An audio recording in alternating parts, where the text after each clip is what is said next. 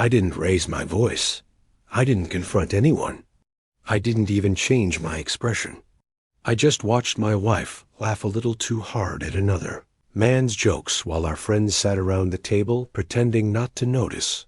And that silence said more about my marriage than any argument ever could. My name is Evan Moore. I'm 38, work in project management, and until that night, I believed calm was the same thing as strength. My wife, Lila, and I had been married for 11 years. She was vibrant, witty, the kind of woman people gravitated toward without trying. I used to love that about her. Used to. The dinner was at a rooftop restaurant downtown. Soft lights shared, plates, casual drinks. It was supposed to be one of those easy nights where everyone unwinds. My coworker Caleb was there with his girlfriend, along with a few mutual friends. I'd known Caleb for years.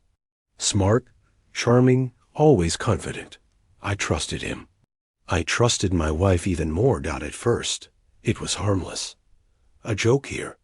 A shared smile. There. But then I noticed the way Lila leaned toward him, the way her laughter lingered just a beat longer than normal. The way she touched his arm when she spoke, like it was instinctive. I told myself I was imagining it, and I was being insecure. That married people don't panic over small things, but small things pile up. Caleb started telling a story from work, something trivial. Layla laughed like it was the funniest thing she'd heard all year. Head tilted back, hand over mouth, eyes locked on him. I sat 2 feet away, swirling ice in my glass, feeling oddly invisible. No one else said anything. That's what hurt the most. The silence from the table felt like quiet permission. If you've ever been in a room full of people and felt completely alone, hit like so this story can reach others who understand that feeling. I stayed calm. That's what men like me do. We observe. We absorb. We don't cause scenes. I smiled when someone spoke to me, nodded at the right moments. But inside, something was cracking. Not breaking, cracking, like a hairline fracture. You don't notice until the structure starts to fail. I replayed moments from the past year. Lila spending more time on her phone, dressing up more for casual outings, laughing less at home, brushing off my questions with, "You're overthinking." I had believed her. I wanted to believe her. Caleb leaned closer to Lila and whispered something. She covered her mouth and laughed again. This time, she didn't even look at me. That was when I realized the disrespect wasn't loud. It was subtle. And that made it worse. I didn't confront her at the table. I didn't glare at Caleb. I didn't walk out. I stayed silent, calm, and present. Because reacting in public would have made me the problem. And somehow, I already felt like I was being erased. If you were sitting in my place, would you have stayed quiet or spoken up? Tell me in the comments. The night ended like nothing happened. Goodbyes, hugs, plans to do it again sometime. Lila slid into the passenger seat beside me, humming softly as if the evening had been perfect. I drove us home in silence, the city lights blurring past the windshield. Halfway there, she asked, "You okay? You've been quiet." "I'm fine," I said. And that was true in the most dangerous way. I wasn't angry. I wasn't jealous. I was alert. At home, she went straight to the bedroom. I stayed in the kitchen, staring at nothing, replaying the way she laughed with him, not the laughter itself, the effortlessness of it, the ease, the familiarity. Type the word respect in the comments if you believe boundaries matter, even when nothing technically happens. That night, lying beside her, I felt the space between us more clearly than ever. She turned away, already asleep. I stared at the ceiling, wondering when I'd become a background character in my own marriage. This isn't a story about rage. It's about realization. About the moment you understand that staying calm doesn't always mean staying strong. Sometimes it just means you're delaying the truth.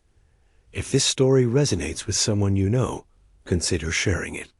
Not for drama, but because quiet disrespect often goes unseen. By morning, I had made a decision.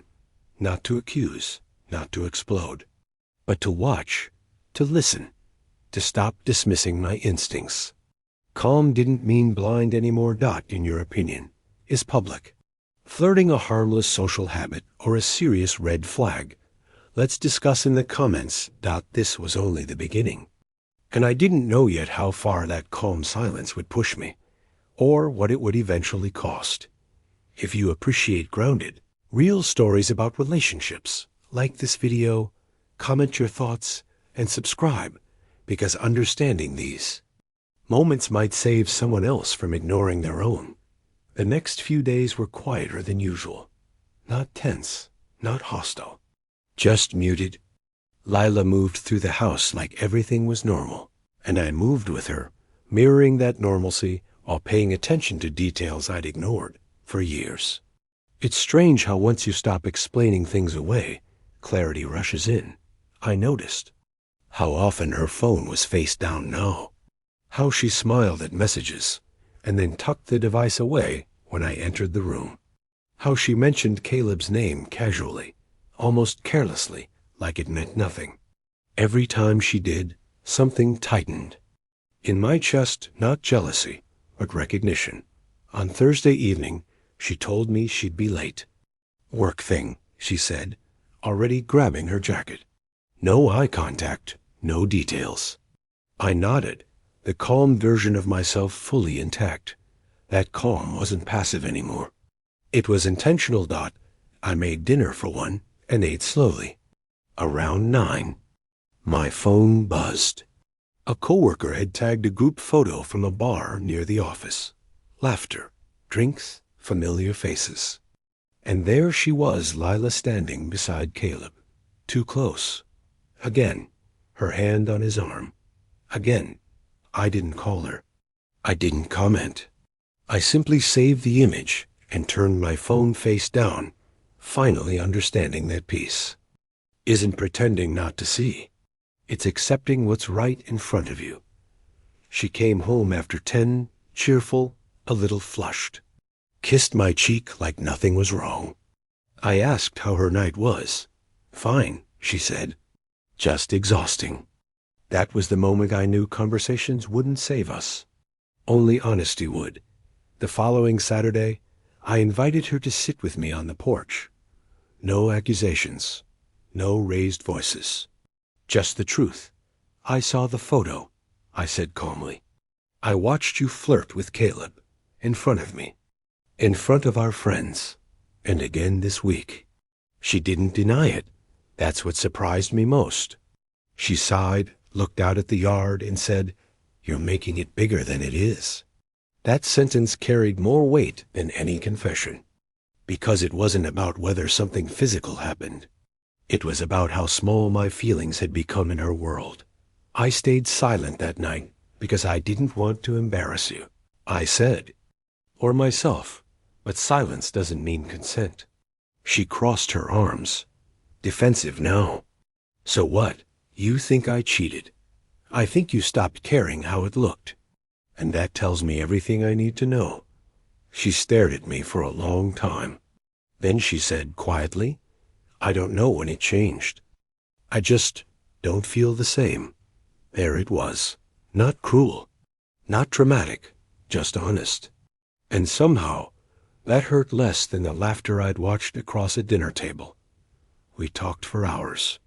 About distance, about resentment, about how comfort can turn into neglect if you stop choosing each other.